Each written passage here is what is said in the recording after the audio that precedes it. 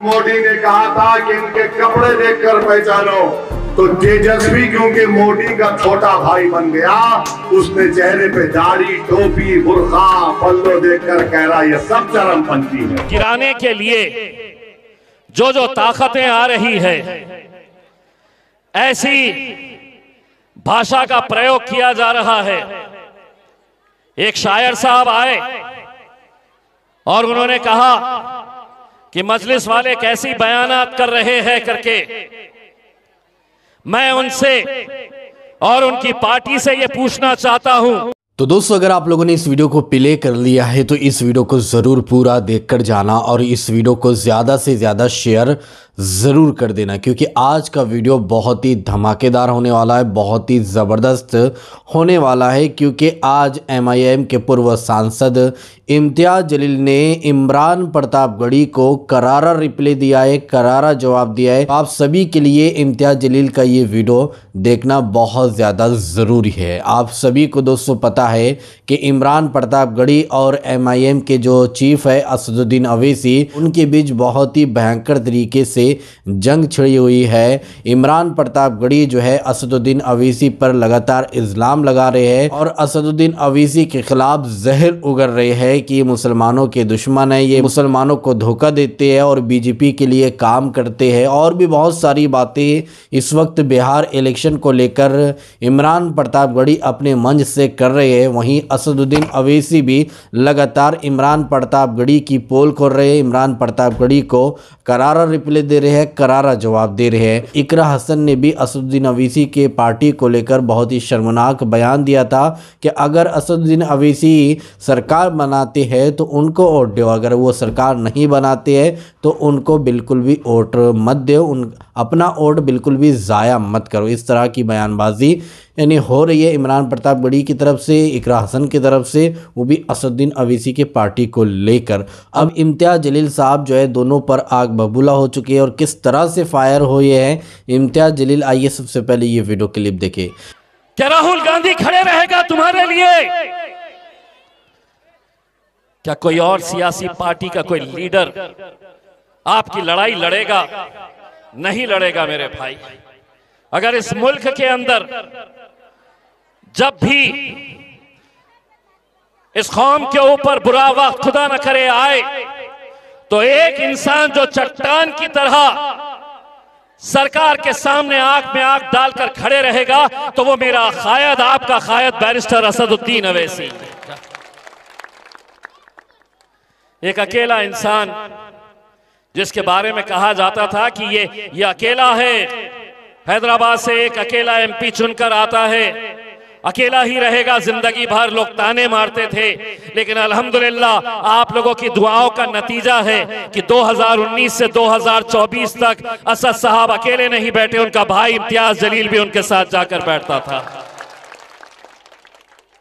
और जब असद साहब तकरीर करने के लिए खड़े रहते थे तो एक भाजपाई वहां पे कोने में बैठकर असद साहब के ऊपर ताने मारता था। असद साहब अपनी तकरीर कर रहे और वो वहां से बैठे बैठे ताने कसता था। ये कहता था वहां पे कि पाकिस्तान चले जाओ, यहां क्यों रह रहे हैं, इस तरह की बयानबाजी करता था। लेकिन वो 5 साल किसी की मजाल नहीं थी। जैसे ही असद साहब खड़े रहते और वो वहां पर कुछ बयान करता तो इम्तियाज़ जलील असद भाई के पीछे बैठकर उसको जवाब देता, अरे चल बैठ रे बैठ। हमने अगर अपनी ताकत नहीं बनाए मेरे भाई, तादाद मायने नहीं रखती है। मजलिस कितने सीटें लड़ रही है यहां पर, न 50, न 100, न 150, न 200 लड़ सकते थे हम, लेकिन आज गिनती की सीटें हमारी है और उसको गिराने के लिए जो जो ताकतें आ रही है, ऐसी भाषा का प्रयोग किया जा रहा है। एक शायर साहब आए और उन्होंने कहा कि मजलिस वाले कैसी बयानात कर रहे हैं करके। मैं उनसे और उनकी पार्टी से यह पूछना चाहता हूं कि लोकसभा के अंदर एक भारतीय जनता पार्टी का दिल्ली का MP, उत्तर प्रदेश के एक मुस्लिम MP हमारे कलमे के भाई दानिश अली साहब को जब पार्लियामेंट के अंदर बहस हुई तो उस भाजपा के एमपी ने मुसलमानों को कैसे शब्दों से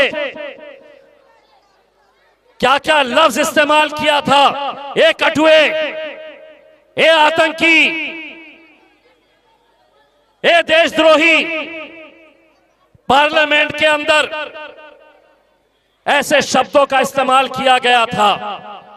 मैं शायर साहब से पूछना चाहता हूं, जिस वक्त ये शब्दों का इस्तेमाल किया जा रहा था, अगर सबसे ज्यादा विरोध किसी ने किया था तो असदुद्दीन अवैसी ने किया था और इम्तियाज जलील ने किया था। तब आपको इतनी तकलीफ नहीं हुई कि मुसलमानों को इस तरीके से पार्लियामेंट के अंदर गालियों से नवाजा जा रहा है। और हमारे एक सदर ने क्या कह दिया, यहां के मास्टर साहब लंगड़े घोड़े हैं, तो इतनी तकलीफ होने लगी है उन्हें।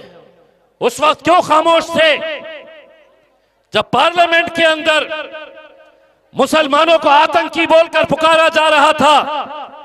क्या तेजस्वी असदुद्दीन अवैसी को कहते हैं और असदुद्दीन अवैसी के साथ साथ वो तमाम मुसलमान जिनके सर पे टोपी है, दाढ़ी है, जो नमाजी है, उनको कहते हैं कि ये कट्टरपंथी है, ये चरमपंथी है? साफ कहो, ये आतंकवादी है। तुम्हारा बोलने का अगर मकसद ये है, अगर मुसलमानों के लिए लड़ना, मुसलमानों के लिए आवाज उठाना, मुसलमानों की नुमाइंदगी करना अगर कट्टरपंथी है, चरमपंथी है, तो तेजस्वी, हां हम कट्टर है, हम लड़ेंगे, हम बोलेंगे। हमने बोलना भी नहीं, सिर्फ वही बोलेंगे और हम सुनने का काम करना ना। अब नहीं होगा ये खेल।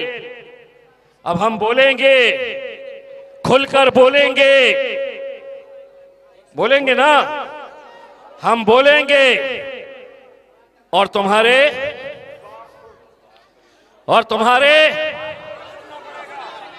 क्या बाप को भी सुनना पड़ेगा। बोलिए मेरी बहनों, उनका बाप को भी सुनना पड़ेगा। बोलो, अब हम बोलेंगे और तुम्हारे बाप को भी सुनना पड़ेगा, बाप को भी सुनना पड़ेगा। हम कोई कांग्रेसी या आरजेडी के या समाजवादी पार्टी के गुलाम नहीं है कि तो तुम जो बोलेंगे वो हम सुनते रहेंगे। हम सुनते थे, कई सालों तक सुनते थे, उस वक्त मजलिस नहीं थी। और अभी तुम जो बोल रहे हो, एक बात अच्छी तरह से समझ लो, अभी गुरूर है, मगर बहुत पछताएगा उस दिन। तू हमसे क्या, हमारे साए से भी घबराएगा उस दिन। जिस दिन हमारे हाथ से सब्र का दामन छूटेगा, तुझे तेरी औकात का पता चल जाएगा उस दिन। सैयद इम्तियाज जलील, सैयद इम्तियाज जलील साहब, सैयद इम्तियाज जलील साहब, मजलिस इत्तेहादुल मुस्लिमीन, पतंग की निशान।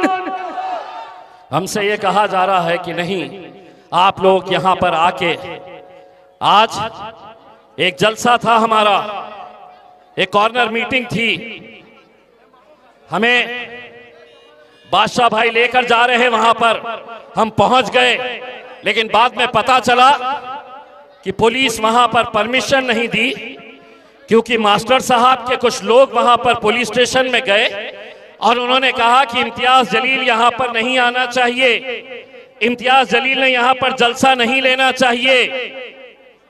नरेंद्र मोदी पूरे हिंदुस्तान में घूमता है, तुम्हें तकलीफ नहीं? तेजस्वी घूम सकता है, तकलीफ नहीं? राहुल गांधी घूम सकता है, तुम्हें कोई परेशानी नहीं? लेकिन इम्तियाज जलील ने वहां पर नहीं आना चाहिए। मैंने कहा चलिए 3 दिन बचे हुए हैं, तुझे जो जो करना है मास्टर तू कर ले। 11 तारीख के दिन तो ये आवाम सुबह उठकर इलेक्शन के दिन पोलिंग बूथ पर जाने वाली है, 5 नंबर की निशानी है, पतंग की मोहर लगानी है, 5 नंबर गिनना है, 5वें नंबर के ऊपर जाकर खटाखट ठकाठक ठकाठक ठकाठक 5 नंबर की निशानी के ऊपर। और जिस तेजस्वी यादव ने मेरे कायद बैरिस्टर असदुद्दीन अवैसी साहब को कहा कि बिहार के अंदर तो असदुद्दीन अवैसी का कुछ नहीं है, वो 6 सीटें मांग रहा है, मजलिस को यहां पर कोई चाहने वाला है ही नहीं, हम 6 क्या 1 भी सीट उसे देंगे नहीं करके। इंशाल्लाह अगर आपका ठकाठक 11 तारीख के दिन सही बैठ गया, 14 तारीख के दिन नतीजे आएंगे। तो जी हाँ दोस्तों, आप लोगों ने इम्तियाज़ जलील की ये वायरल वीडियो क्लिप देखी और सारी बातें आप लोगों ने सुनी है। उम्मीद करते हैं कि आप लोगों को ये वीडियो पसंद आई होंगे, तो इस वीडियो को लाइक कीजिए, शेयर कीजिए। और अगर अभी तक आप लोगों ने हमारे इस चैनल न्यूज़ ऑफ इस्लाम को सब्सक्राइब नहीं किया है तो इस चैनल को सब्सक्राइब ज़रूर कीजिए, बेल आइकन को दबाइए ताकि आने वाली हर वीडियो की नोटिफिकेशन आपको इसी चैनल पर मिल सके। तो चलिए दोस्तों, इसी तरह की इन्फॉर्मेशन लेकर आपकी खिदमत में एक बार फिर से हाजिर होंगे। जब तक अपना ख्याल रखिए और अपने इस भाई को अपनी दुआ में याद रखिए। अल्लाह हाफिज़।